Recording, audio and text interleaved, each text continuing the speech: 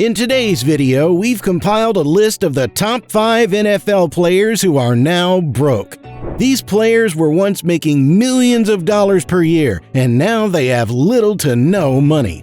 Take a look at our number 1 pick, Clinton Portis. He made over $43 million playing in the NFL, and now he has nothing. Let's get started with, you guessed it, number 1, Clinton Portis. A dangerous and productive running back who played with Denver and Washington, Clinton Portis amassed nearly 6,000 yards in his first 4 seasons, nearly 12,000 yards before he ended his 9 years in the NFL in 2010. He went to 2 Pro Bowls and scored 80 touchdowns in his outstanding career. Portis committed the classic NFL sins of making the wrong investments and trusting the wrong people. But these were people he had every reason to trust. Jeff Rubin and Janesh Brombat were registered investment advisors with the NFL Players Association, but they were shady dealers who later met their own demise after executing schemes that defrauded unsuspecting investors. One of them was Portis, who lost $3.1 million when they convinced him to invest in a failed casino in Alabama. After just 3 years of Portis spending his money on a lavish lifestyle, poor investments, and unfair agents, Portis was broke. Unfortunately for Portis, in January of 2022, he was sentenced to prison for defrauding a medical reimbursement plan out of $99,000. Number 2. Dermont Dawson.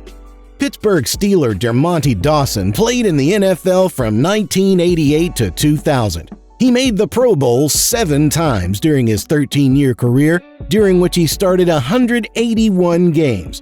In 2012, he was elected to the Hall of Fame. An expert from the Sports Illustrated magazine said that real estate is an extremely popular way for former NFL players to lose their wealth after retirement. Dawson is certainly one of these cases. He invested millions with multiple partners, but had no controlling interest in any of those investments. The 2008 housing bust hit him hard, and he soon became the target of several court judgments, including one for $3.4 million and another one for $1.7 million. In total, it's estimated that Dawson lost nearly $70 million from failed real estate investments during the Great Recession of 2008. 3. Deuce McAllister. 2-time Pro Bowl running back Deuce McAllister spent his entire 9-year career with the New Orleans Saints. When he finished his run in 2008, he had rushed for 7,816 yards and scored 54 touchdowns. He had a huge contract lined up. However, unfortunately for him, he tore his ACL 2 times and never came back to the league the same. The Saints cut him during the offseason to save money. The problems began in 2009 when a bank lender sued McAllister for nearly $6.6 million when he defaulted on loan and interest payments after he invested in a Nissan dealership that forced him into bankruptcy. It's estimated that McAllister's money went from $70 million down to $50,000. In 2011, a local sheriff's office in Louisiana auctioned off McAllister's home for $880,000. He owed more than $1.8 million on the property, and the auction was the result of legal action by its lender once again. 4. Mark Burnell. Burnell's career spanned 17 years with 5 teams: the Packers, Jaguars, Saints, Jets, and Washington.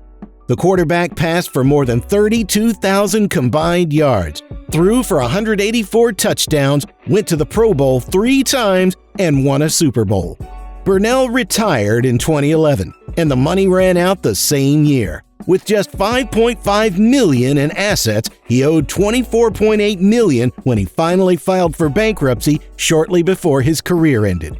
He bought himself massive, record-breaking mega mansions, including a house that cost $9.5 million, but he lost far more in failed real estate investments, around $11 million in total when the housing bubble collapsed. He also lost $9 million in a failed Whataburger franchise. Bernie Kosar.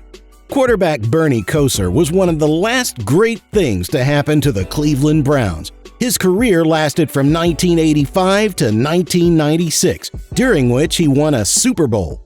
While it's unclear exactly how much he's made on the field, Bernie Kosar's losses are a public record. This is because he declared bankruptcy in 2009. At the time, he had assets between $1 million and $10 million, which seems cool until he owed as much as $50 million. Bernie also let his father manage his finances, who swindled him out of money. His bank account crashed significantly after the 2008 housing crash. Sad that his own father would steal money from him. Seems like real estate deals really got the best of these NFL athletes. Interesting that it's so common for people to say, invest in real estate and real estate is safe. What do you think about real estate investing? Would you ever invest in real estate?